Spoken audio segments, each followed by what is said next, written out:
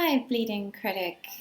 This is the horror author Karen Runge, and thank you so much for the honor of interviewing you. I know you don't do this very often, so thank you very much. You're welcome, Karen. I'm ready for your questions.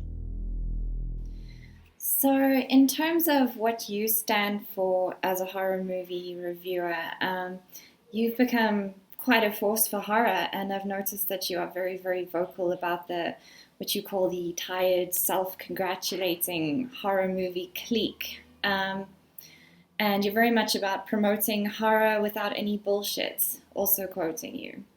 Um, these are extremely powerful words, kind of trying to start a movement, I think.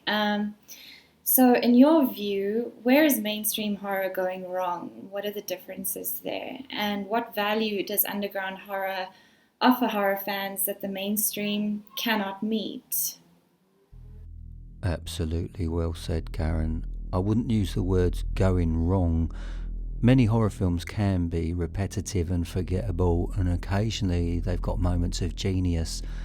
Mainstream horror films can look beautiful to watch and have fantastic marketing teams, and everyone involved are parts of that flawless entertainment machine. However, that's all shallow and irrelevant unless the film's horror story is special and the script is carefully developed with actors that are a perfect fit and a director that can encourage them to thrive. Horror fans and horror talent deserve better, and what I offer as the anonymous horror vigilante is that I deliver compulsive and original horror content. So, your site, bleedingcritic.com, is absolutely awesome. And clearly, a lot of work and passion went into creating it.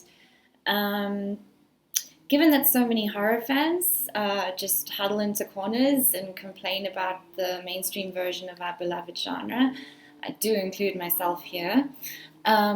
What made you decide to be the one to step up and give horror such a powerful and forceful voice? I imagine there must have been quite a powerful moment connected to that.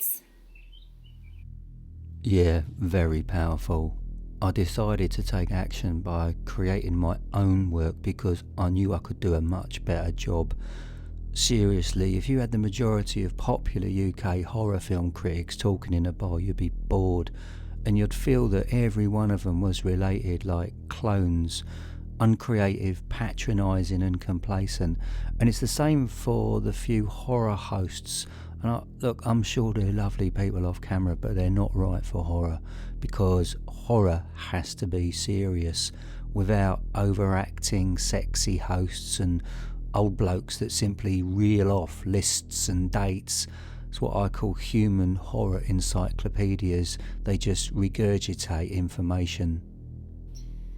Your horror film reviews truly are one of a kind. You never give away the plot, and one gets the sense that you spend a lot of time looking at each of the elements and balancing them very carefully in each review.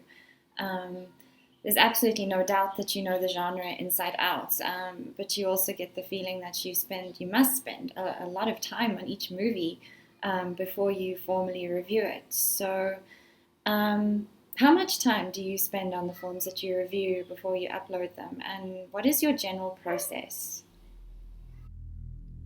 I choose to watch horror films that I want to invest my time in. Filming and editing can take a day, and sometimes a film I've watched sort of simmers in my mind for a while before I actually review it. Every time it's different, and I love it when I'm not sure about a film, and then after I witness it, I'm genuinely surprised at how horror wonderful it is, which energizes me with excitement. You now have some striking names in the genre behind you, including horror god William Friedkin. Um, how on earth did you get the attention of these horror superstars? And what has the general response from them been like when you approached? Mr. Friedkin started following me on Twitter years ago. He tweeted his appreciation for my audio horror stories, and then one day he contacted me to see if I was interested in reviewing his book, The Friedkin Connection. We spoke on the phone recently as he kindly introduces me on my thisisbleedingcritic.com video. You are known for being unknowable in that you are completely anonymous. What made you decide to become a vigilante clown veiled behind a mask rather than revealing your true name and your face? Across all media, the focus is all about what people look like, isn't it? Or what they've had for breakfast, and it's not about what people really think. And you got these so-called celebrities with zero talent that are featured in magazines and newspapers, and when they're on TV, their presence just makes television irrelevant. So as a contrast to all that bullshit, I just wanted to create a sense of mystery which focuses my audience on my work, not who I am. You see, I guess I can be whoever you want me to be. Angel, demon, or monster. I could be the person sitting opposite you on a train. I could be someone you actually know, or just a stranger in a bar. But have you ever thought that it's actually not a mask? What are some of your personal favorite, more overlooked horror films, and what made them stand out for you? Sometimes a horror film can be a favourite of mine purely down to a single moment, a scene, or just its idea, not the whole film. For example, I really like the Purge films. I like the idea behind them, but not everything about them I appreciate. And the other reason a film can stand out is due to that personal connection I have with it, and I love it when that connection happens and it just stays with me forever. You also write your own horror stories, which you record in audio and put up on your site free for anyone to listen to.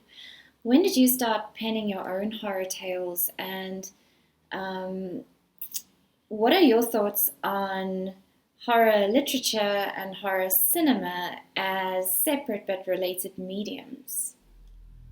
Years ago, I started writing single sentence horror on Twitter, and then the sentences developed into short stories, and then I created Horror Medication audio horror.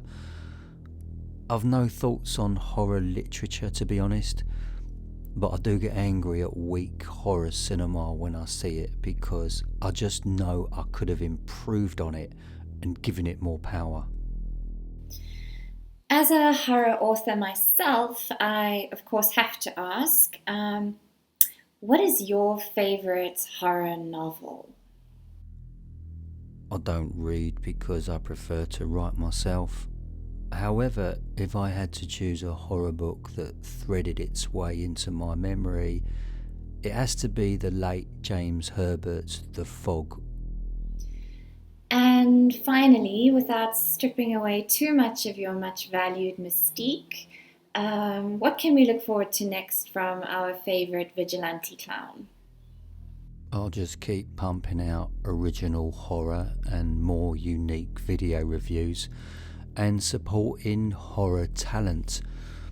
I'm also working on a pilot for a UK television channel, and I'm in the development stage right now, and I'm silently excited.